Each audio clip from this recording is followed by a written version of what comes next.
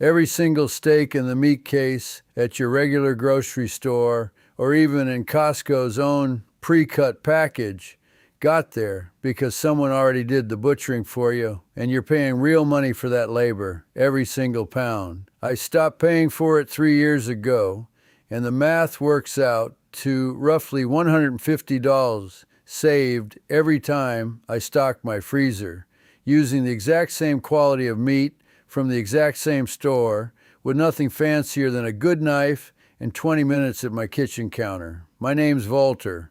I farm for a living, but the math I'm about to walk you through has nothing to do with growing anything. It's just basic arithmetic that almost nobody bothers to do standing in the meat aisle. I'm going to show you exactly what I buy, exactly what it costs compared to the pre-cut alternative, and exactly how I break it down at home so you can do the same math yourself next time you're at the warehouse. Here's the rule before we get into it. And once you understand this, you'll never look at a package of pre-cut steaks the same way again. A steak doesn't start as a steak. It starts as a whole primal cut, a full ribeye roll, a full strip loin, a full tenderloin, and somebody at a processing facility or in the store's back room slices that whole piece into individual steaks, wraps them, weighs them, and prices the finished product to cover that labor. Every one of those steps costs money, and every one of those costs gets folded into the price per pound you pay at the counter. Buy the whole uncut piece instead, and you're only paying for the meat, not the labor of turning it into single servings for you. Here's exactly what I do. I go to the meat section at Costco and walk straight past the individually wrapped ribeye steaks, the ones sitting in that familiar plastic tray, 4 or 5 to a package. Right next to them, or in the same cooler section, you'll almost always find the same cut sold whole, a full boneless ribeye roll, or a whole rib roast, sometimes labeled prime rib, sometimes just labeled whole ribeye. That's the one I grab. The price per pound on that whole roll runs noticeably lower than the pre-cut steaks sitting right beside it. And depending on your location and whether you're buying prime or choice grade, that gap typically runs somewhere between $4 and $6 a pound. On an 18-pound whole ribeye, which is a completely normal size for the ones Costco carries, that gap alone works out to somewhere between $70 and over $100 just from buying the whole piece instead of the pre-sliced version at the exact same store from the exact same cooler. Now here's where the rest of that $150 comes from, and it's the part most people miss because they only compare Costco to Costco. Compare that same whole ribeye's per pound price to what a regular grocery store or a local butcher charges for individually cut ribeye steaks, and the gap gets wider fast. Individually cut ribeyes at a standard supermarket regularly run anywhere from $20 to $30 a pound, depending on your area, sometimes more for a higher grade. Buying the whole roll at a warehouse club price and cutting it yourself, you're often paying somewhere in the range of $13 to $17 a pound for the same quality of meat.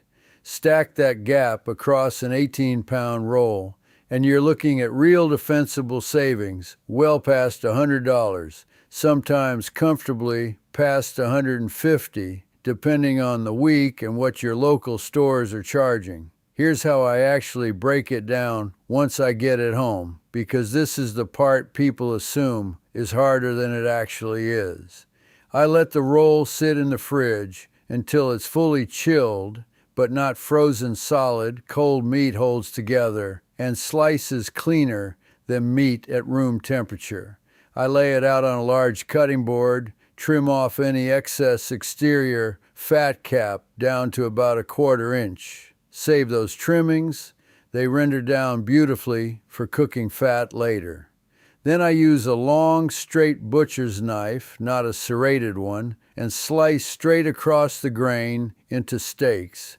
And this is the actual advantage of doing it yourself that the pre-cut package can never give you. I cut every single steak exactly as thick as I want. I like mine a full 1.5 inches, sometimes closer to 2 inches, for a proper reverse sear. The pre-cut trays at the store are almost always closer to 3/4 inch, thin enough to overcook fast, which tells you the cut thickness on those trays is chosen for consistency and shelf appearance, not for how well the steak actually cooks. Once they're cut, I lay them out on a sheet pan, get them into the freezer, uncovered for about an hour until they're firm on the outside, then vacuum seal them individually. That single step matters more than people think. Freezing them loose first keeps them from fusing into one giant block in the bag, so I can pull exactly 1 or 2 steaks out at a time all winter instead of thawing the whole package because 2 are stuck to the rest. I want to give you the honest limitations here too, because I'm not going to sell you this as a trick with no downside.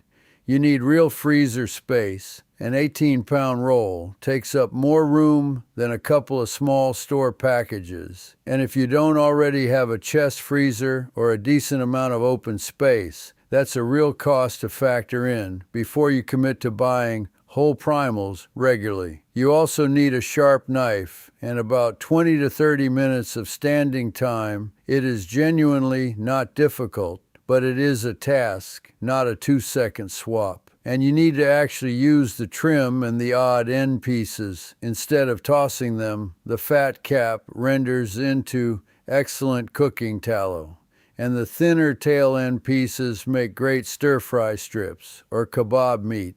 So nothing goes to waste if you're using the whole roll properly.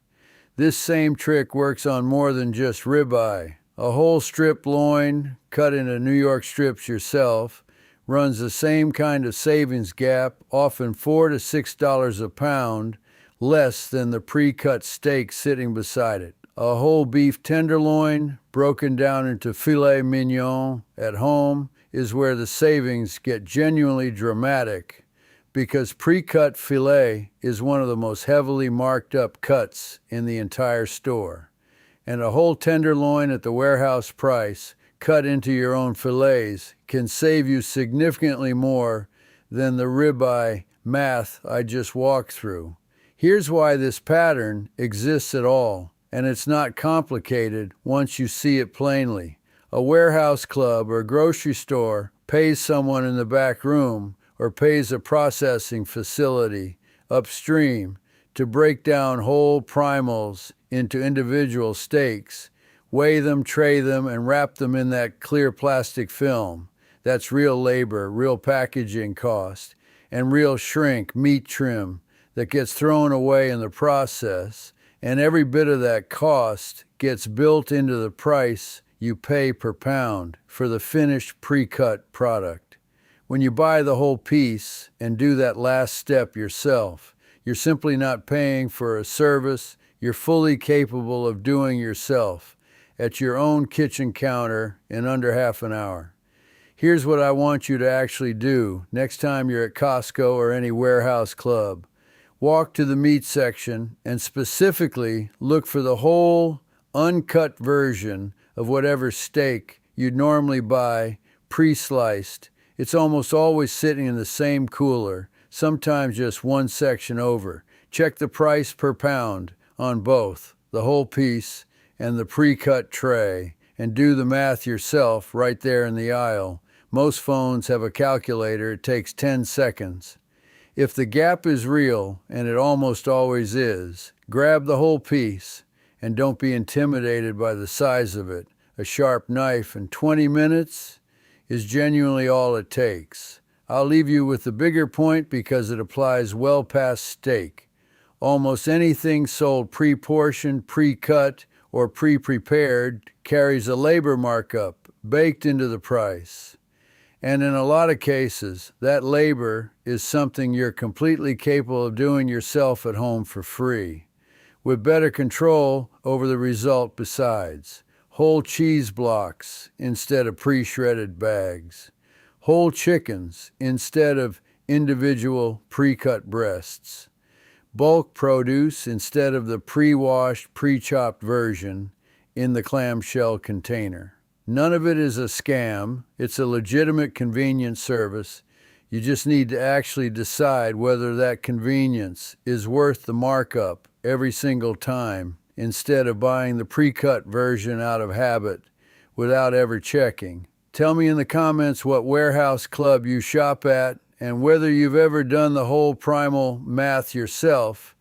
I read every one of these, and I want to know how big the gap is at your local store, because pricing shifts region to region, and I'd like to build a real picture of what people are actually seeing out there.